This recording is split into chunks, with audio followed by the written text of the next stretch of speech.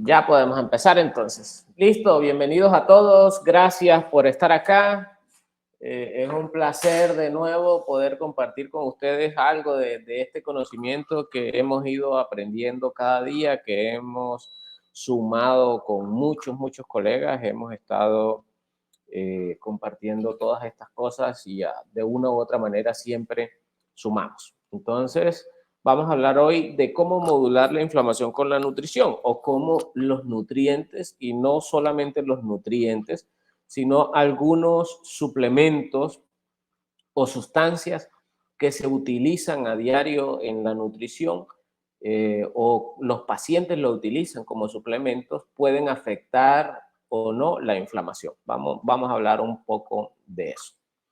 Entonces, lo primero que tenemos que definir es qué es un alimento funcional, porque muchos de nuestros pacientes o nosotros mismos, cuando intentamos impactar a un paciente suplementándole cúrcuma, dándole algún tipo de suplemento o quitándosela si necesitamos que esa inflamación se dé y se pueda cicatrizar, algún procedimiento dental, que es lo que más estarían ustedes haciendo acá, pues algunos pacientes lo consumen como alimentos funcionales. Según la Academia Nacional de Ciencia de los Estados Unidos, un alimento funcional es un alimento o un ingrediente alimenticio que ha sido modificado para ejercer un beneficio superior al que contendría si no hubiera sido modificado. Es un suplemento que ha sido concentrado y que de esa forma tiene un impacto más importante en la salud del paciente.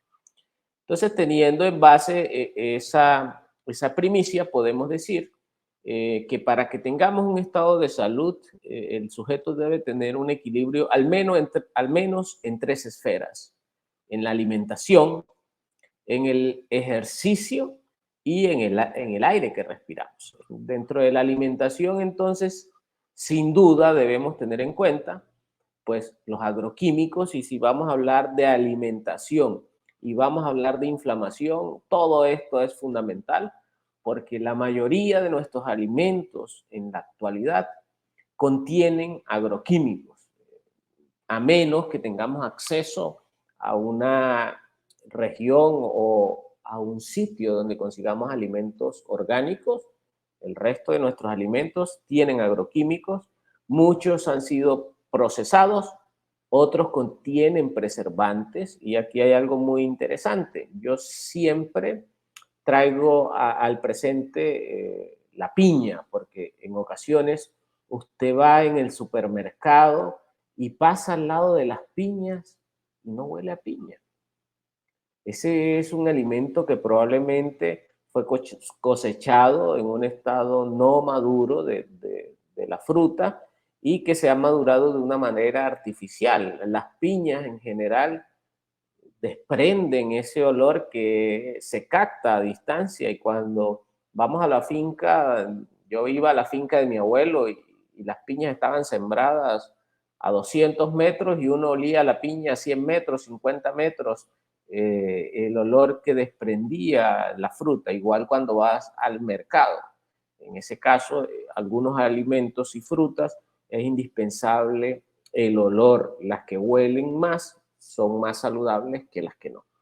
El agua, por supuesto, que está contaminada sin duda, y la que no está contaminada o la consumimos embolsada con, pues por supuesto, todos estos agentes químicos que libera estar contenidos en un ambiente plástico, como el bifenol A y todas estas moléculas que afectan la inmunidad y por ende van a afectar la inflamación. Los peces, que están contaminados con metilmercurio y con metales pesados. Por esa razón, la Organización Mundial de la Salud ha dicho: podemos comer peces máximo 2 veces por semana, porque la cantidad de metales pesados que tiene van a afectar nuestra salud. Y aquí entra algo a colación, y es los implantes dentales antiguos. Yo tengo en este momento una paciente que tiene un síndrome de disfunción mitocondrial, y esa paciente tiene 16 amalgamas. 16 amalgamas. Traté de darle un manejo de quelación inicial, cambiar el enfoque para comenzar a retirar las amalgamas y a pesar de eso tuve una mejoría parcial y sin duda ya tocaba y tocó comenzar a retirar con un odontólogo neurofocal que comenzara a retirar de dos en dos, de una en una, de acuerdo a lo que nos diera en cada momento, pero comenzamos a quitarlas.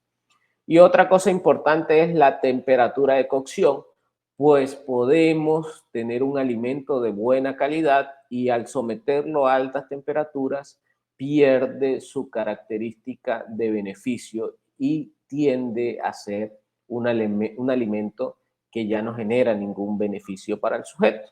Podríamos poner un ejemplo clásico, el brócoli. Usted tiene el brócoli que sin duda muchos no lo quieren, otros dicen que es muy bueno y no lo comen, pero es muy rico en realidad. Pero cuando usted el brócoli lo pasa unos minutos más de cocción, pierde ese color verde intenso que debería tener y se tiende a poner un verde biche. Nos sobrepasamos de cocción y por supuesto que ese alimento pierde sus características nutricionales. No solo sucede con el brócoli, sucede con casi todos los alimentos que los sometemos a unas altas temperaturas de cocción. El ejercicio, por otro lado, nos va a ayudar a quemar el cortisol y por ende todo esto que estamos hablando va a estimular o a modular la respuesta inmunológica y la inflamación. El ejercicio nos va a ayudar a quemar el cortisol, nos va a modificar la epigenética, nos modifica la oxigenación celular y también, por supuesto, que si estamos obesos, una razón por qué no hagamos ejercicio, vamos a tener más inflamación. Y estamos hablando de nutrición y estamos hablando de inflamación. Entonces, si estamos obesos, tenemos una respuesta inflamatoria aumentada. Y por supuesto, el aire que respiramos no es de buena calidad. Sin duda, si vivimos en ciudades grandes, mucho menos, vivimos en un ambiente bastante contaminado y pues muchos de esos contaminantes se quedan en nuestro cuerpo si no hacemos un plan detox, que es muy importante para el paciente. Entonces, el plan detox no siempre son suplementos, muchas veces el detox es agua de buena calidad, ejercicio y un plan nutricional adecuado. Eso podría ser un plan detox, depende del contexto en el que lo miremos, vamos a aprender algunas cosas sobre esos alimentos ahora en adelante.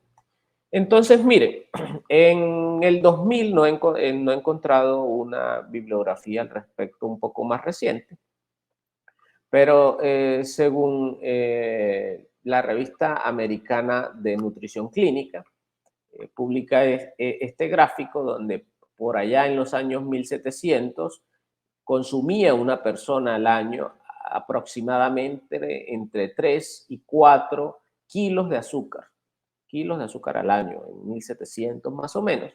Y eso fue ascendiendo hasta el año 2000, ya hace 23 años, donde un sujeto al año consumía aproximadamente 70 kilos de azúcar.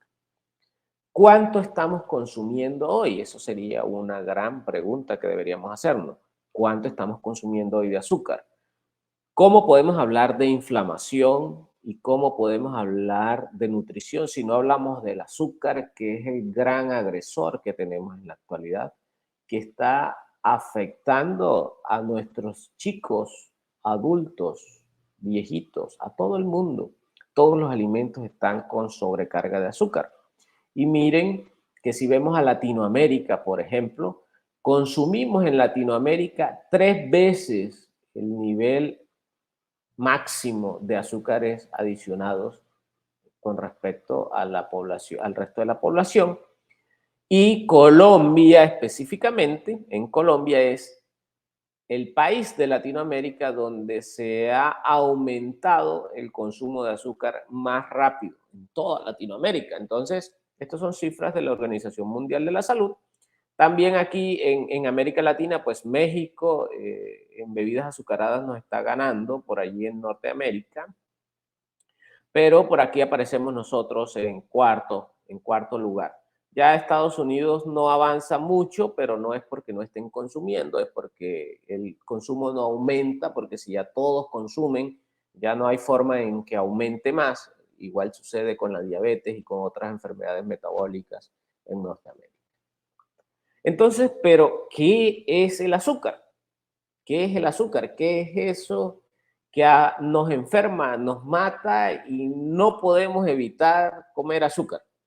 Pues el azúcar es la forma más simple de carbohidratos. Son carbohidratos. Están formados generalmente por átomos de oxígeno, de carbono y de hidrógeno. Entonces sería así, más o menos. Tienen una ubicación de un átomo de oxígeno, tiene una cantidad específica de carbonos y tiene una orientación de un hidroxilo en el penúltimo carbono. Las dos estructuras de monosacáridos simples más comunes son la fructosa y la glucosa, y miren que cumple con estos requisitos químicos. Tiene una ubicación de un oxígeno, tienen un oxígeno, tienen una cantidad determinada de carbonos y tienen en la penúltima unión tienen un hidroxilo. Entonces, son las dos más comunes, fructosa, glucosa. Hay otras azúcares, pero de todas esas azúcares, ¿cuál es el menos peor y cuál es el más malo? Vamos a ver. Esta es la más común, todas lo conocemos, azúcar blanca, muchos lo tienen en su casa, algunos desde la medicina antiemotóxica lo hemos denominado, y yo me incluyo porque sí sé que muchas veces me refiero así al azúcar blanca, y es el veneno blanco, ¿verdad? O el veneno dulce. Esta es la más común, sufre un gran proceso de refinamiento hasta obtener el azúcar blanco, generalmente de la caña, o también se puede obtener a partir de la remolacha. El azúcar morena es menos peor, no es buena, pero es menos peor que el azúcar blanca si es azúcar morena de verdad. Porque a veces conseguimos en el supermercado azúcar morena y cuando nos referimos a la etiqueta vemos que dice colorante caramelo. Quiere decir que esa es una mona vestida de seda. Es blanca, solo que es teñida con colorante caramelo y se ve morena. O sea, no es un azúcar morena real. De estas tres, la menos peor y la menos peorcita de las azúcares es el azúcar de caña integral o la panela. Este azúcar de caña integral pues no se somete a procesos de refinamiento, por lo tanto conserva nutrientes y minerales. Por eso es considerada esta la menos peor, y también el azúcar de coco. El azúcar de coco pues se obtiene a partir del néctar de las flores de los cocos, de los cocoteros, y también es un azúcar que conserva muchos nutrientes, es más difícil de conseguir. Y el peor de todos, este frasquito no tenía esta etiqueta, pero yo creería que sí debería llevar esa etiqueta, el jarabe de maíz. El jarabe de maíz es un edulcorante barato, es líquido, se obtiene a partir del almidón de maíz y se utiliza para darle el sabor dulce a muchos procesados. Y la razón es la primera que dije, es barato. Entonces, es una molécula barata que se permite que vaya en algunos alimentos y es el edulcorante que por mucho se utiliza con más frecuencia. Eso no quiere decir que sea bueno, es el peorcito de todos, que afecta nuestro metabolismo y por ende va a afectar la inmunidad y la inflamación.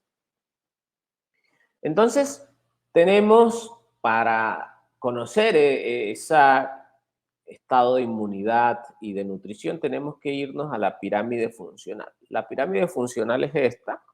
Esta pirámide funcional integra los siete características de la medicina funcional, y en la primera parte de la pirámide está la asimilación. Pues no existe ninguna manera de que podamos impactar a un paciente con la alimentación ni con una medicina si no se absorbe. Si usted desde el campo en que esté, desde la medicina, desde la odontología, desde lo que usted quiera, desde la nutrición, el paciente no asimila, ese paciente no funciona cualquiera que sea la intervención. Es que yo voy a intervenir a mi paciente con una dieta ancestral. Si no absorbe, no funciona. Ah, es que yo le voy a indicar a mi paciente tramadol porque tiene dolor. Si no absorbe, no funciona. O sea, no existe ninguna intervención que funcione si no la puede asimilar el sujeto. Si no hay asimilación, la intervención no va a funcionar. Vamos a aprender acá entonces cómo con algunos alimentos e incluso suplementando podríamos mejorar la asimilación de ese paciente. Modulando la asimilación podremos modificar la inflamación, que es lo que nos trae hoy aquí. Cómo con la nutrición puedo mejorar la inflamación del paciente. ¿Por qué es tan importante entonces modular la asimilación? Yo no sé en otros países, sé que aquí hay personas de varios países, no sé en otros países, pero en Colombia se formula con mucha facilidad inhibidores de bomba de protones, omeprazol, lansoprazol, esomeprazol. Hace un estudio que salió en julio del año pasado demostró que del 70 al 75% de los pacientes que son formulados con inhibidores de bomba de protones no requieren ese fármaco. ¿Qué hace entonces el inhibidor de bomba de protones? Pues nos modifica la acidez gástrica y por lo tanto nos modifica la asimilación. Entonces esa asimilación depende de varias cosas, miren, de la masticación, de la acidez gástrica, de la función del hígado, de las enzimas del páncreas y del intestino. Y miren por dónde comienza, por la masticación, y qué difícil es que le demos importancia a la salud bucal desde la medicina. Yo sé que los odontólogos hacen un gran trabajo, yo tengo amigos odontólogos que me ayudan con algunos pacientes, como el que les contaba, y con otros pacientes. Muchos de mis pacientes no tienen dientes, y no tienen dientes porque son pacientes añosos, en donde en ese momento, cuando había dolor en una pieza dental, era, tiene dolor, sáquela, tiene dolor, sáquela. Y de esa forma fueron perdiendo esos pacientes sus piezas dentales. Entonces, si yo no tengo una buena masticación, se distorsiona todo hacia abajo. Y vaya usted a decirle al médico, no, doctor, es que hay que ayudarle a sanar, hay que arreglarle la boca al paciente para que pueda absorber bien los nutrientes. Y si es un médico que haga medicina funcional o que haga medicina alternativa o integrativa, él va a entender con más facilidad. Pero vaya usted y dígale eso a un colega de medicina convencional. Mínimo dice de todo. Entonces, ¿qué importancia? Miren dónde comienza la asimilación. La asimilación comienza en la masticación, donde ustedes juegan un papel importante. Y si tenemos que hablar de nutrición, todo comienza allí también. Y no existe una forma en que podamos meter fisiológicamente algo que está fuera de nuestro cuerpo adentro, si no es por la asimilación. Y esa asimilación, o sea, si no mastico y si no me como una manzana para que sea parte de mis células y se absorba por todo este proceso, que lo vamos a explicar, y se absorba y se vaya a mi célula, no hay la manera de que funcione. Entonces, sí o sí requerimos de tener una buena masticación para poder tener una buena asimilación. En todo esto que está más adelante, yo me voy a detener un poco y voy a explicar más cosas. En esto de masticación, ustedes saben más que yo de eso, sin embargo, tienen que saber sí o sí, el paciente tiene que tener buena su boca para poder masticar bien, poder llevar un buen bolo alimenticio al estómago y de ahí en adelante siga el proceso. Si yo como médico arreglo todo esto, pero esto acá arriba sigue enfermo, voy a tener dificultades. Entonces, ojo ahí, juegan, son parte del primer paso en todo ese proceso de asimilación de alimentos y de nutrientes y por lo tanto de modulación de la inflamación, que es lo que vamos a ver hoy. Entonces miren que ese sistema inmune que modula la inflamación va a estar influenciado o influenciando los factores dietéticos, la microbiota intestinal, y eso va a determinar el estado nutricional del sujeto y también la salud Entonces, sin duda, asimilar va a ser re importante para que el paciente esté saludable. Yo voy a intentar explicar de manera sencilla algunas partes del sistema inmune. Si alguien tiene alguna duda, al final vamos a aclarar las dudas. Eh, yo como soy médico, de pronto use algunas palabras muy técnicas y podemos, si tienen las dudas, al final aclararlas y que todos podamos entender. Entonces, nuestro sistema inmunológico depende de varias cosas y dentro de una de esas cosas que depende es de las membranas mucosas. Y esas membranas mucosas comienzan en la boca, en las amígdalas, y las amígdalas es un punto importante para el sistema inmune. Incluso cuando hacemos terapia neural, decimos, terapista neural que no haga amígdalas no está haciendo terapia neural. Entonces allí en la boca comienzan muchas de esas cosas y manifestaciones o enfermedades bucodentales son o perpetúan la inflamación. Yo puedo tener un paciente con una artritis reumatoidea y muchas veces el foco de inflamación es dental. Yo le digo a los médicos cuando entreno, si usted no sabe qué hacer, detoxifique de nutrientes y todo eso, y probióticos. Siempre les digo eso. Y cuando usted ha hecho todo y el paciente no mejora, revise de nuevo la boca. Porque en general usted ya le hizo los exámenes, le hizo lo demás y ese paciente no mejora, revise de nuevo la boca. Ahí debe haber un campo interferente o debe haber un detonante. Si ya hizo lo demás y no mejora, revise de nuevo la boca. A los médicos a veces nos cuesta revisar la boca. Yo ya he tomado ese hábito y lo primero que le reviso a mi paciente son la boca. Comienzo en orden descendente, cara, ojos, boca y ahí voy, pero siempre reviso la boca.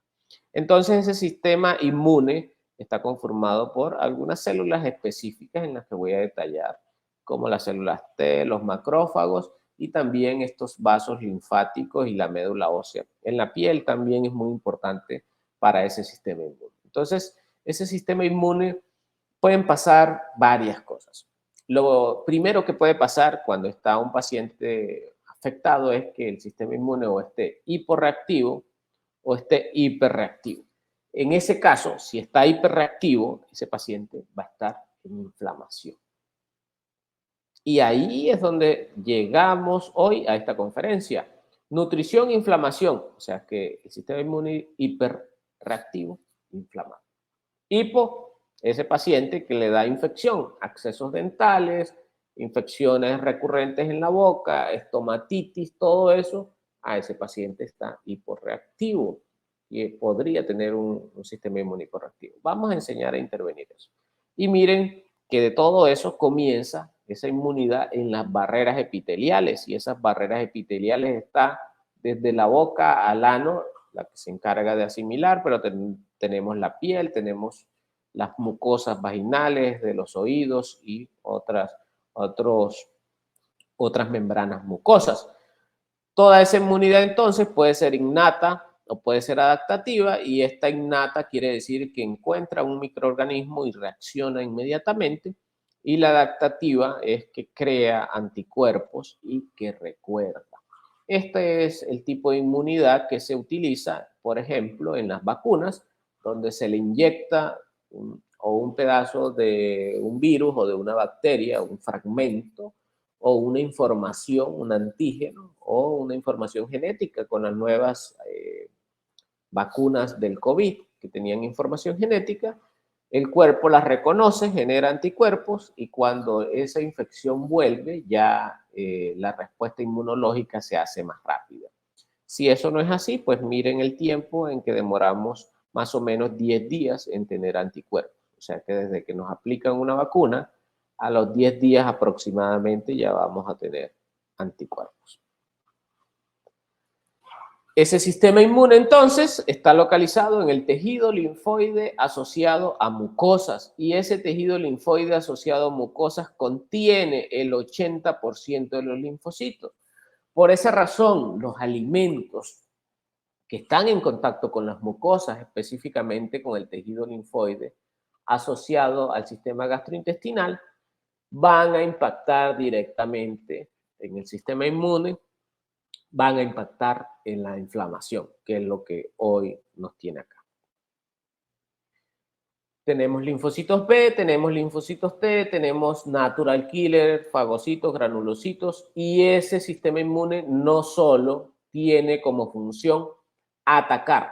Hemos pensado erróneamente que nuestro sistema inmunológico, incluso decimos nuestro sistema de defensas, o sea, nos defiende y creemos que solo nos defiende, y lo que más hace el sistema inmune no es atacar, lo que más hace el sistema inmune es tolerar. Y gran tendríamos que aprender de ese sistema inmune, es lo que nos hace falta en la sociedad. Tolerar un poquito más, toleremos un poquito más. Quizás eso debemos aprenderlo del sistema inmune. Nuestro sistema inmunológico lo que más hace es tolerar. Tolera para que no se presente una inflamación mantenida, tolera para que no se presente una enfermedad autoinmune, tolera para no atacar a nuestro propio organismo. Entonces, la inflamación persistente muchas veces se debe a que se afectó la tolerancia del sistema inmune. ¿Cuál es la génesis entonces de esa disfunción? Por supuesto, la genética, la herencia que tengamos, que van a haber algunos, y la epigenética. La epigenética es, tenemos la herencia, existen algunas circunstancias que detonan esa genética, o existen circunstancias que nos protegen. Entonces, si yo tengo la tendencia a tener una enfermedad inflamatoria, y no hago ejercicio, como comida chatarra, estoy obeso, pues esa epigenética, ese entorno, va a favorecer que se activen los genes y se produzca la respuesta inmune. Si por el contrario yo tengo la misma predisposición genética, la misma herencia, sin embargo, a pesar de tener la herencia, hago ejercicio, tomo agua de manera adecuada, como alimentos de buena calidad con fitonutrientes, ese sistema inmune no va a activar esa información genética. Entonces, depende de la epigenética, depende del nacimiento. Y qué importante es el nacimiento hoy en día. Hay mucha, hoy veía una noticia de un estudiante de medicina que se suicidó. Y hay mucha ansiedad y depresión en nuestros pacientes jóvenes, en nuestros jóvenes. Casi todo eso comienza aquí, en el nacimiento. Nacimiento por cesárea.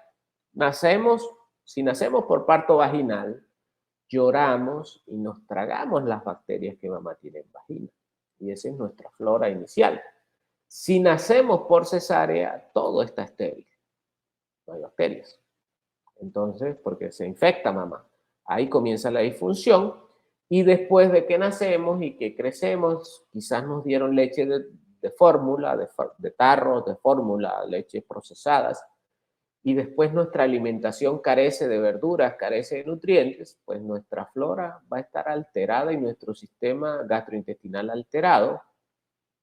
Y el 95%, con un trabajo de septiembre del 2023, el 95% de la serotonina, que es la hormona de la felicidad, se produce en las células enterocromafines del intestino.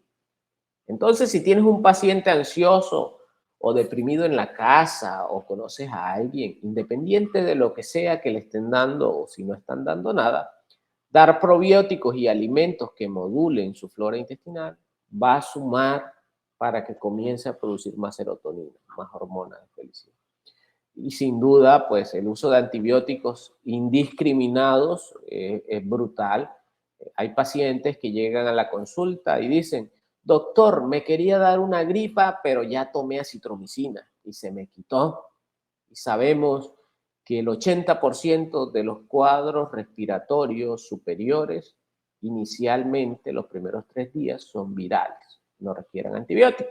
Pero ese antibiótico no curó la gripa viral, pero sí mató la microbiota que ya ese sujeto tenía alterada de una u otra manera. Entonces, el uso indiscriminado de antibióticos y el uso en el embarazo y en la primera infancia va a ser que el sujeto tenga un trastorno de la flora y, por supuesto, el tipo de dieta que generalmente está más así, hacia abajito, porque son más procesados, azúcares, como lo mencionábamos, harinas y altos en cocción, y generalmente son menos verdes y menos frutas y verduras.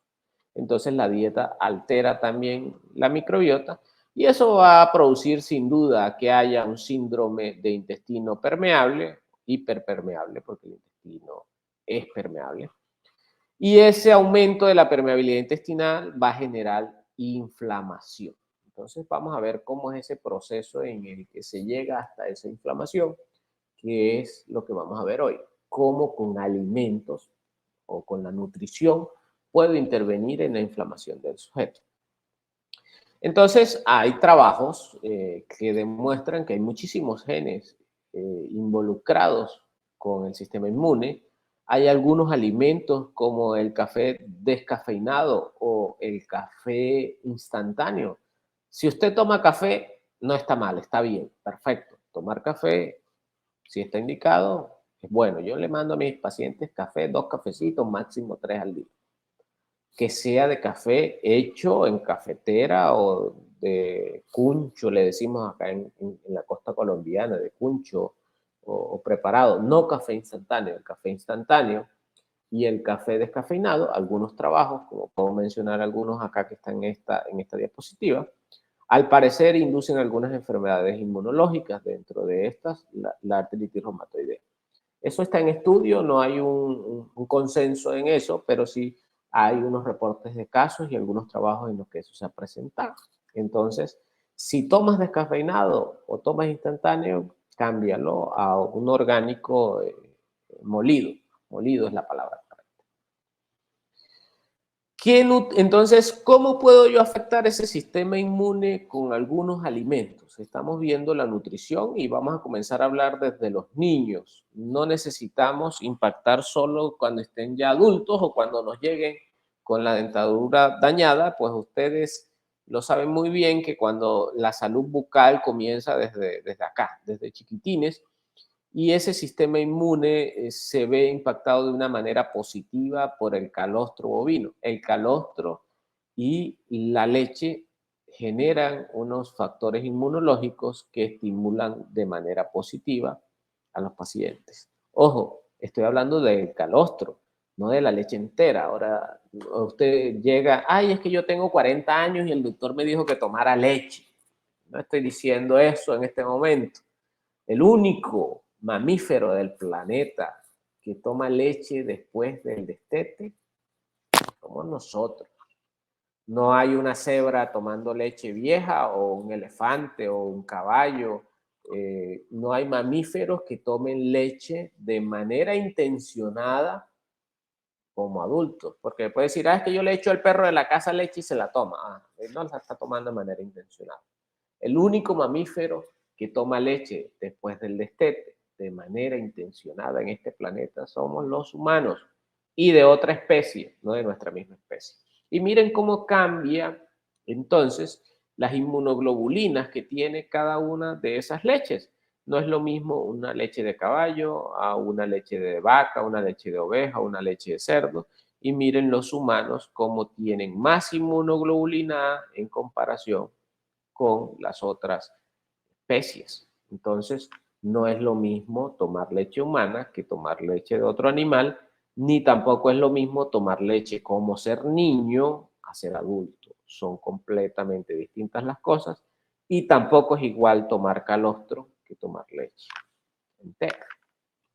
Vamos a ver un poquito más al calostro y miren que ese calostro tiene inmunoglobulinas, que las mencioné hace un momento, pero tiene algunas otras sustancias que nos modulan la inflamación, como la lactoferrina, como la transferrina. Son moléculas que nos modulan la inflamación y que nos van a ayudar a que el sistema inmune funcione de una manera adecuada. Algunos factores de crecimiento y algunos factores que inducen al bienestar de la microbiota. Esto en calostro, estoy hablando específicamente de calostro, y miren que ese calostro, a medida que pasan los días, después del tercer día, ya la cantidad de moléculas que tiene se han ido perdiendo. Entonces, dentro de esas características son oligosacáridos, son citoquinas, son factores inmunes e inmunoglobulinas que van a modificar la inflamación y la respuesta a la inflamación del sujeto. Entonces, en este caso, a unos chicos se les administró que tenían enfermedades gastrointestinales y autismo, se les administró calostro bovino solamente a un grupo y al otro grupo se le administró calostro bovino y Bifidobacterium infantis, una cepa probiótica.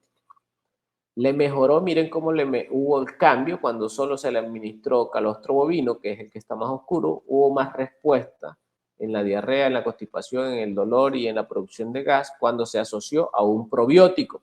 ¿Y por qué estoy hablando de probióticos? Porque es fundamental hablar de probióticos si lo que queremos es mejorar o impactar la inflamación del paciente. Allí comienza la inflamación. Al parecer, todo eso se puede explicar porque hubo una reducción de la inflamación, interleucinas 13 y factor de necrosis tumoral alfa. También mire que no solo hubo cambios en el aspecto, en la respuesta física, sino también en los estados emocionales. ¿Y por qué hay impacto en los estados emocionales? Porque dije algún momento que se producía serotonina, pero no solo serotonina, también el intestino está involucrado en la producción de GABA, que es un neurotransmisor inhibitorio, también está involucrado en la producción de dopamina, de acetilcolina y de otros neurotransmisores.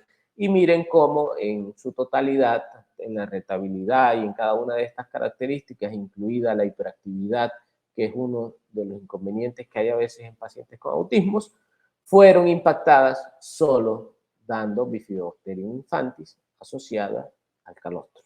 Nutrición, inflamación. Lo que nos trajo acá. Hay otros trabajos con respecto a esto donde ya determinan la cantidad de oligosacáridos, de caseína y de cada una de estas moléculas y miren cómo cambia en las diferentes especies. Entonces, en esos chicos, y ya creo que con esto termino lo del calostro para poder seguir, miren todo lo que ese calostro nos puede hacer en ese paciente. Pues tiene un efecto nutritivo, va a mejorar la disponibilidad de lípidos en el cerebro y la función gastrointestinal, aumentando los factores de crecimiento, va a tener un efecto también inmune, porque la lactoferrina, como les mencioné hace un momento, tiene un efecto inmunológico donde ayuda a matar bacterias y virus, produciendo un efecto antimicrobiano, va a ayudar a la fijación de inmunoglobulinas y también va a ayudar por medio de la glutamina la producción de arginina, al final de L-glutamina, L-arginina, óxido nítrico y a entrar en el ciclo de Krebs. Entonces, son muchos los mecanismos por lo que el calostro puede ser uno de los alimentos a usar en niños. Puede decir, ahora tengo 40 años y voy a comenzar a tomar calostro. Entonces miren en esta imagen como un niño que es alimentado con leche de fórmula y otro niño que es alimentado con calostro bovino, los efectos, un intestino con leche de fórmula y un intestino con calostro bovino, miren el cambio que hay. Entonces miren acá cómo se mantiene la estructura de las células y acá cómo hay un daño estructural en la pared intestinal y miren todo esto, lo que nos trajo hoy aquí, inflamación. Inflamación y nutrición. Y no podemos hablar de inflamación y nutrición si no hablamos del intestino y del estado de salud del intestino, porque por allí al final es donde nos podemos nutrir. Y aquí hay un actor importante y es este, el TLR4. Ese TLR4 está involucrado en un montón de cosas y la mayoría no son buenas.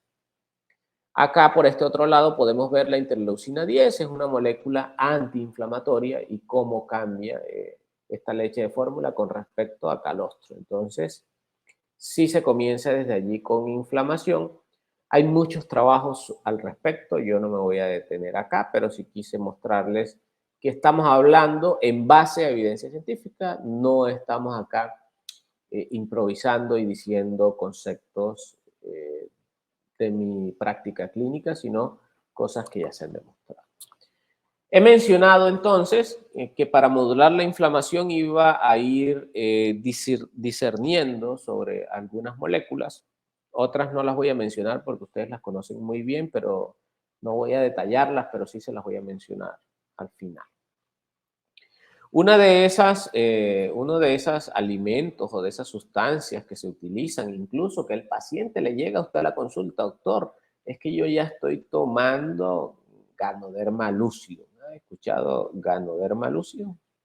Ganoderma es famosísimo, tiene muchos efectos y uno de esos efectos, que son dos metabolitos secundarios principales, polisacáridos y triterpenoides, y dentro de esos, miren, inmunomodulación y efecto antiinflamatorio, que es al final los que nos trae hoy acá. O sea que podría un paciente, estando tomando Ganoderma lúcido, modular la inflamación. Sí, sí se puede modular la inflamación usando Ganoderma lúcido, y es parte de la terapéutica que podríamos usar en determinado paciente. Tiene un efecto importante anticáncer, hay trabajos que lo demuestran y voy a detallar algunas cositas al respecto. Pero miren, ese Ganoderma lúcido, como por diferentes mecanismos, mire que aquí va a inactivar este. ¿Se acuerdan que les dije que este era un poco incómodo, el TLR4? El TLR4 está relacionado, eso es un receptor tipo TOL, relacionado con múltiples patologías, incluido hígado graso no alcohólico y otras enfermedades, pero el Ganoderma puede actuar por distintos mecanismos, y lo que va a ayudar al final en los macrófagos y en los monocitos, que son células del sistema inmune, aumentando la interleucina 10. Y la interleucina 10 es una interleucina antiinflamatoria. Recordemos, la principal interleucina 10, podríamos decirlo así, es la interleucina 6, y la antítesis de la interleucina 6 es la interleucina 10, que es la principal antiinflamatoria. La 6 inflama, la 10 controla la inflamación, antiinflamatoria. Entonces, entre las dos se regulan, y si tenemos un alimento o un suplemento que puede ayudarnos a aumentarla, ese podría ser el Ganoderma, lejos de producir muchos otros efectos benéficos para el sujeto. Entonces, ¿cómo ese Ganoderma tiene un efecto sobre las células tumorales? Lo que sucede es así. Cuando nosotros tenemos la expresión de dos tipos de moléculas, BCL2 y proteína VAX, no voy a detenerme mucho allí para no confundirlas o confundirlos, pero al final lo que va a llevar es a que haya más expresión, que disminuya la expresión de BCL2, por lo tanto va a haber más expresión de VAX, y eso hace que de la mitocondria se salga el citocromo C, se active la vía de las capasas y se muera la célula tumoral. Como les dije, hay algunos de los términos que voy a usar que son términos bastante técnicos. Si se les queda una duda en algún momento, anótenla y al final vamos a responder todas esas dudas. La lactoferrina, entonces, la he mencionado en múltiples ocasiones hasta este momento, y puede la suplementación ser importante como un efecto antimicrobiano y, por supuesto, un efecto también antioxidante y antiinflamatorio para el sujeto. Yo no me voy a detener mucho en la lactoferrina, pero sí hay unos mecanismos por el que, miren, interfiere en la unión de un patógeno a un receptor para que no pueda entrar a la célula. También va a depender de si esa lactoferrina está o no está unida a hierro, y también tiene alguna relación sobre, miren este epitelio, el epitelio bucal, sobre la infección o la adhesión de bacterias en ese epitelio. Entonces, la lactoferrina nos va a ayudar. Tenemos suplementos que contienen lactoferrina, y hay algunos suplementos en donde yo le doy una cápsula al paciente y usted puede decir, tiene calostro bovino, tiene lactoferrina, tiene esto, sabemos que vamos a mejorar la inmunidad del sujeto. Entonces, podríamos dar ese suplemento. No es un medicamento, ustedes lo pueden mandar ordenar sin ningún problema. No debería pasar nada. Entonces, les comenté que si está unido al hierro, interfiere en la unión de algunas bacterias, de algunos parásitos también. Se puede atravesar entre el receptor y el parásito para que el parásito no se pueda unir. O incluso si ya el parásito ha entrado, puede inducir a la muerte celular para que no se siga infectando. También sucede lo mismo con algunos virus, donde se puede unir la lactoferrina y de esa forma evitar la infección. Había mostrado hace un momento que en el epitelio bucal es muy importante, tiene un efecto importante. Otra molécula que también es importante y que debemos tener en cuenta es el zinc. Creo que vamos bien de tiempo. De todas formas, si me estoy extendiendo, me avisan, por favor. Otra molécula que tenemos, que es muy importante también en este sistema inmune y en la modulación de la inflamación, es la deficiencia de zinc o el papel del zinc. En muchos pacientes tenemos algunas lesiones que no sanan en la boca. Y yo estoy centrándome muchas cosas en la boca porque sé que esto aquí hay muchos odontólogos, es casi de odontólogos. Entonces quiero ser más específico allí. No es solo allí donde el zinc se afecta, pero en lesiones en la boca, sobre todo algunas lesiones tipo aftas, pero que a pesar de darle tratamiento no mejora, no mejora, no mejora, ese paciente probablemente tiene deficiencia de zinc, o cuando son estomatitis muy severas, hay que suplementarle zinc al paciente. Los requerimientos diarios son entre 10 y 20 miligramos. Algunos autores, como este, que es el doctor Henry Pasos, dice que es entre 15 y 20 porque los suelos están pobres de zinc y los alimentos no tienen. Entonces habría que dar un poco más. Si usted suplementa 10 está bien, y máximo 20, ideal sería 10. El zinc debe ser quelado, entonces usted puede formular así. Zinc quelado, 10 miligramos, una tableta diaria. Y con eso estaría suplementando el zinc que requiere el sujeto. Está involucrado en otras cosas como en la insulina y en la resistencia a la insulina y la utilización de glucosa. Y eso es muy importante porque muchos de estos pacientes que ustedes reciben con inflamaciones, y es lo que estamos hablando, inflamación y nutrición, con inflamaciones o pacientes que inflaman y no sanan, como es el caso de los pacientes diabéticos. Ah, es que soy diabético, es que le hice un procedimiento dental y está inflamado, pero no sana el procedimiento dental. En algunos de esos casos es deficiencia de zinc. ¿Cómo sabría yo que ese paciente tiene deficiencia de zinc? Pues si usted lo suplementa, no resta, no lo va a intoxicar con suplementarle 10 miligramos de zinc al día, sin duda no. Y además podría preguntarle esto que está acá. Si usted ese paciente que le hizo un procedimiento que no sana y que le dice, doctor, es que yo soy diabético, pero estoy controlado, o diabético. Bueno, usted se fatiga, se cansa, en la noche ve bien o en la noche no ve bien. Uy, yo en el día veo bien, pero yo en la noche no veo muy bien. Ese paciente que tiene algo de ceguera nocturna debe tener deficiencia de zinc y hay que suplementarlo. Mire, flatulencia, pérdida del apetito o algún trastorno en el crecimiento o en la maduración sexual de los chicos y no sana bien, deficiencia de zinc. Hay que darle zinc a ese paciente. El zinc, por supuesto, está involucrado en muchas cosas, en otras cosas, en las infecciones virales. Mire cómo interfiere en todas estas infecciones virales. Por lo tanto, ese paciente que llega a su consulta y le dice, doctor, es que me salen muchos fuegos. Usted sabe que el fuego es herpes bucal, o puede ser herpes tipo 1 o tipo 2, no sabemos. Ya, bueno, sí sabemos, en general es tipo 1, pero ya hay herpes tipo 2 oral y otros tipos de virus orales, papiloma y todo eso. Y miren cómo interviene el zinc tanto en la infección de las células como en la replicación del virus en cada uno de estos, miren, virus del VIH, virus del herpes zóster, virus de la influenza, y en el COVID también, por eso se daba zinc. Entonces interviene en múltiples pasos. A ese paciente que le están saliendo esas infecciones virales con regularidad, y usted le puede enviar zinc como suplemento. ¿Cuánto le voy a indicar? Zinc helado 10 miligramos al día, súper fácil. Es un suplemento, no es un medicamento, por lo tanto no debería tener ningún problema.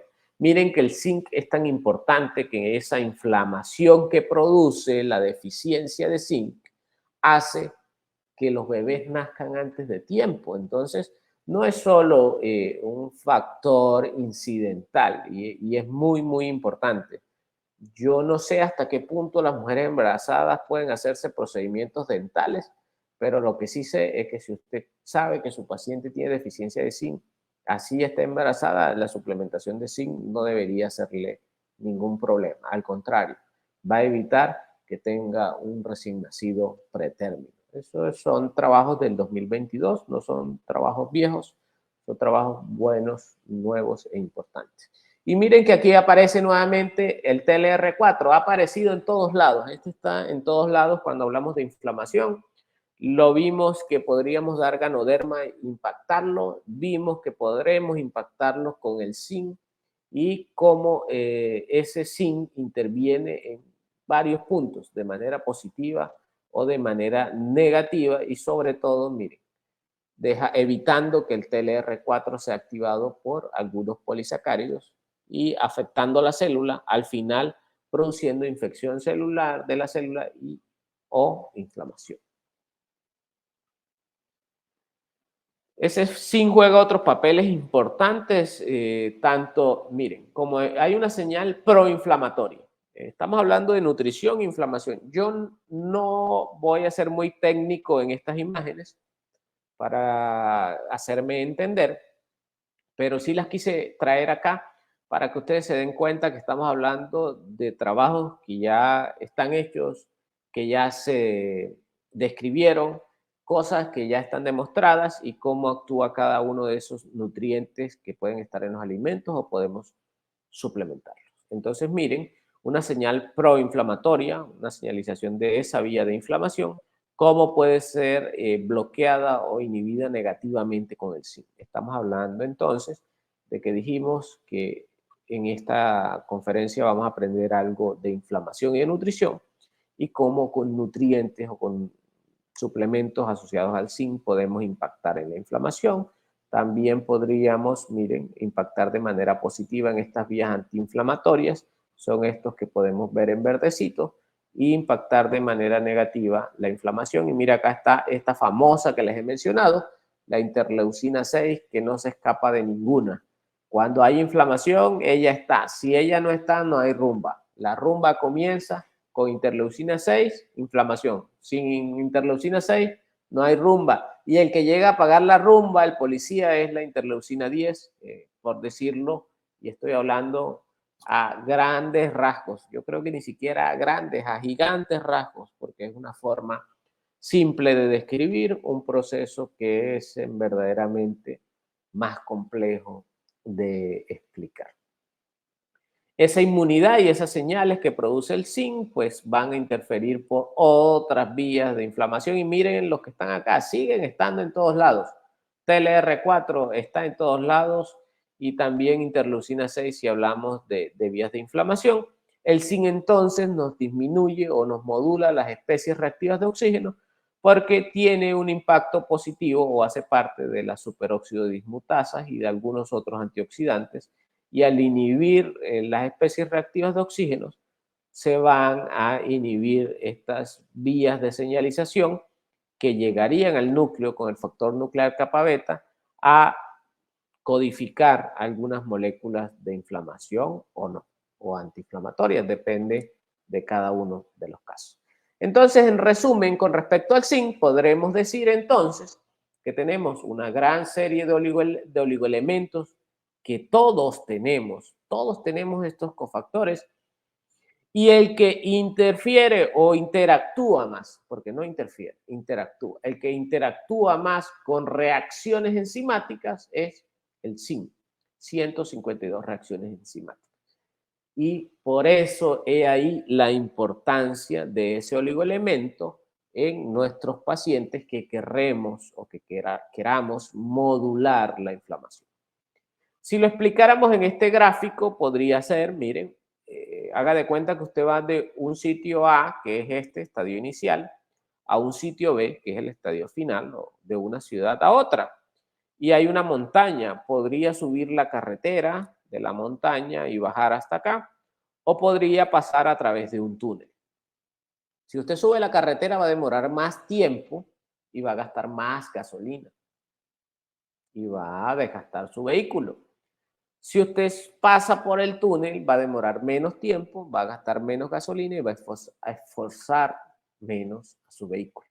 Lo mismo sucede con la inflamación y con el sistema inmune y el zinc. El zinc es un catalizador, va a acelerar las reacciones. Por lo tanto, una reacción de inflamación o de desinflamación de un sujeto se va a acelerar usando zinc. Es que yo le voy a sacar las cordales y quiero que se me desinflame más rápido y sane más rápido. Y ese paciente con las características que vimos tiene algo de deficiencia de zinc, pues supleméntelo y ya está. ¿Qué le va a pasar si le di zinc y no lo necesita? Nada, no le va a pasar nada. O dele los nutrientes que quiera. Vamos a hablar ahora entonces del omega 3 y voy a comenzar a pasar quizás algunas un poco más rápido con el fin de que nos alcance el tiempo. Y el omega 3 sí está muy famoso, lo encontramos sobre todo en los pescados. Entre más pequeño es el pescado, menos tóxicos tiene. No es lo mismo comer una sardina que comer atún o tiburón. El atún y el tiburón, por poner un ejemplo, que son peces grandes o el pez espada, tienen altos contenidos de metales pesados y de contaminantes, mientras que las sardinas, por ser peces más pequeños, no tienen tanto contenido de metales pesados. Recuerden que la gran cantidad de contaminantes que estamos vertiendo como humanos al sistema, al mar, y que vertimos o de otra manera los ríos y los ríos terminan en el mar, están haciendo que los peces estén contaminados con ellos. Eso produce algo que se va al intestino y en la flora intestinal, o cuando los metabolizamos, son xenobióticos y esos xenobióticos nuestra flora puede ayudar a modificarlos, a inactivarlos para que se eliminen o no. Si la flora está inadecuada, pues eso no se produce. Los omegas 3 sin duda son uno de los grandes efectores antiinflamatorios. Tenemos que tener en cuenta que el omega 3, para poder ser refinado y dado de manera segura, es costoso. Entonces, esa historia o esa falsa historia donde usted consigue que este tiene omega 3 y vale 2 pesos, pero para poder refinar ese omega 3 me cuesta 10 pesos, por ejemplo. Y si usted consigue un omega 3 de 2 pesos, absolutamente no le digo ni que dude, esté seguro de que ese omega 3 es de mala calidad, porque el proceso para poder refinar y obtener un omega 3 de buena calidad es costoso. Si es barato, lo más probable es que ese suplemento de omega 3 sea de mala calidad y lejos de ayudarle, le va a hacer un daño. Entonces, si un alimento es importante para producir inflamación, antiinflamación también, son los omegas 3 y se debe a que nos equilibra esa cantidad excesiva que tenemos de omega 6. También entonces, por otro lado, es cierto que estas marcas que dicen tenemos omega 3, 6 y 9, hay que dudarlo, porque queremos es omega 3 para sacar el omega 6 que tenemos o para equilibrar el omega 6 que tenemos, que es proinflamatorio. El omega 3 es antiinflamatorio, reduce la inflamación. Hay distintas vías por lo que eso se produce y son términos y vías más técnicas en las que no quiero profundizar mucho, solo quiero que sepan que produce antiinflamación. Y miren lo que produce también el omega 3 cuando se lo suministramos a un paciente.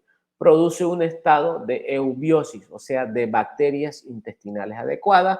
Con bacterias intestinales adecuadas podemos absorber mejor los nutrientes y modulamos la inflamación. Mire, este paciente tiene disbiosis, tiene una alteración de su microbiota.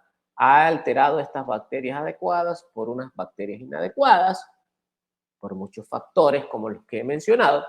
Y miren todo lo que produce. Produce en general una gran inflamación. Y si decimos cómo vamos a mejorar la inflamación con nutrientes, podemos decir desde ahora, podríamos usar Ganoderma, vamos a usar omegas 3, podremos usar zinc para modular la inflamación de estos pacientes. El omega 3 sin duda nos va a ayudar muchísimo en el efecto antiinflamatorio. No solo de la boca, paciente con artritis reumatoidea, omega 3 altas dosis nos va a producir un efecto antiinflamatorio. Tiene un efecto antiinflamatorio. Mire que tiene un efecto sobre enfermedades cardiovasculares, sobre enfermedades neurológicas y sobre desórdenes metabólicos e inflamatorios. Todo esto, cada una de estas citas que ustedes ven acá, son artículos y tienen la descripción del artículo donde se refiere a cada una de esas cosas y cómo estos ácidos grasos, omega 3, nos van a ayudar a desinflamar al paciente. Entonces, el efecto antiinflamatorio es evidente y nos lleva de un estado de disbiosis a un estado de eubiosis. Por lo tanto, dentro de los alimentos que debemos recomendar a un paciente, deben ser ácidos grasos omega 3 de buena calidad. La microbiota, sin duda, desde la gestación es importante lo que mamá toma, lo que mamá hace para poder tener bacterias. Creíamos que nacíamos estériles, pero se ha demostrado que el intestino del bebé cuando nace ya tiene bacterias. La otra parte la toma en el canal del parto y si nace por cesárea, ya ahí es donde el bebé va perdiendo un poquito. Si le dimos antibiótico en la infancia, pierde un poco más, pero en general, después de los 3 años, el bebé ya debe tener las bacterias de un paciente, que va a tener cuando es adulto. Por lo tanto, algunos autores dicen 3 años, otros dicen 5 años, pero yo podría dar un probiótico de un adulto a un sujeto de 3 años y de 5 años. No debería haber ningún inconveniente al respecto. Incluso los probióticos se estudiaron con el COVID y miren cómo produce la alteración de la microbiota. Tuvo un cambio importante en cada uno de los pacientes que tuvo o que no tuvo COVID. O sea que tener una microbiota alterada va a afectar mi sistema inmune, va a alterar mi respuesta inflamatoria y por ende me va a predisponer o a proteger contra algunas infecciones. Algunas cepas, como el Lactobacillus paracasei, ha estado relacionado en enfermedades inflamatorias del intestino o enfermedades del tracto gastrointestinal. Recordemos que la boca es la entrada a todo ese tracto gastrointestinal, como lo había mencionado. Entonces, dar esos probióticos que al menos contengan esa cepa va a ser beneficioso para el paciente. Hay múltiples trabajos en donde lo han relacionado con la respuesta inmunitaria en adultos y en niños. En este caso, este trabajo está relacionado con niños con enfermedad celíaca autoinmune, en este caso con trastornos o efectos sobre pacientes que tienen rinitis alérgica y todo eso tiene relación directa con inflamación. Entonces, ya casi cerrando esta conferencia, sí traje un esquema más didáctico con el que les puedo explicar un poco más lo del intestino. Este es un intestino normal, donde acá tenemos, esto azulito es la capa de moco, acá está el intestino por donde pasan las heces y la comida. Aquí tenemos las bacterias buenas que deberíamos tener. Acá tenemos la pared del intestino, los enterocitos están pegaditos aquí por uniones estrechas. Y aquí tenemos el sistema inmunológico y los vasos sanguíneos. Entonces, antes de eso, bueno, vamos a seguir. Si yo comiera este alimento, que es saludable en teoría, si no estuvieran estas bacterias, no se podrían dar estos pedacitos y no me alimentara. O sea, no lo podría absorber. Quedaría este pedacito del brócoli aquí, no lo podría absorber. Pero si estas bacterias se comen este pedazo o este fragmento del alimento, y los fragmentos más pequeños son los que me van a nutrir. Por lo tanto, si yo tengo una microbiota alterada, tengo alterada también mi estado nutricional. Y podemos ver pacientes gorditos que en realidad no están bien, están desnutridos. En el intestino enfermo, entonces, miren cómo cambia esa capa de moco, miren cómo esas bacterias están alteradas, las uniones estrechas están rotas y miren estas sierritas que están acá. Esas sierritas son los alimentos que nos producen inflamación. Y esos alimentos, el principal agresor que nos produce esa inflamación, miren lo que está, el gluten. El gluten es el principal factor que destruye uniones intercelulares y nos produce inflamación.